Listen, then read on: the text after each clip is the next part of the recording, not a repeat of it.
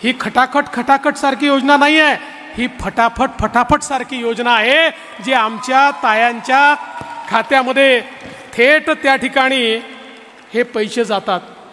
मला तुम्हाला सांगितलं पाहिजे, आम्ही ज्यावेळेस घोषणा केली की आमच्या बहिणींना ओवाळणी द्यायची आहे, तुमच्या सावत्र भावांच्या पोटामध्ये खूप दुखायला लागलं आणि सावत्र भावांनी खूप प्रयत्न केला योजना होऊ नये म्हणून।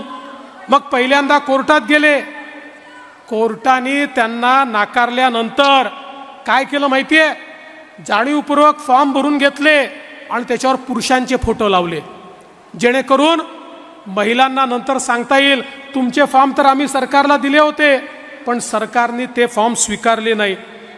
काही ठिकाणी तर मोटरसायकलचे फोटो लावले, कोणी बगीचाचे फोटो लावले।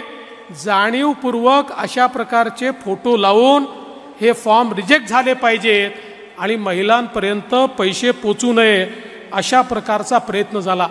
हेही करून हे लोक थांबले नाहीत, आपल्या पोर्टलवर मोठ्या प्रमाणात जंक डेटा त्यांनी टाकला, जेणेकरून हे पोर्टल स्लो झालं पाहिजे, हे पोर्टल बंद पडलं पाहिजे।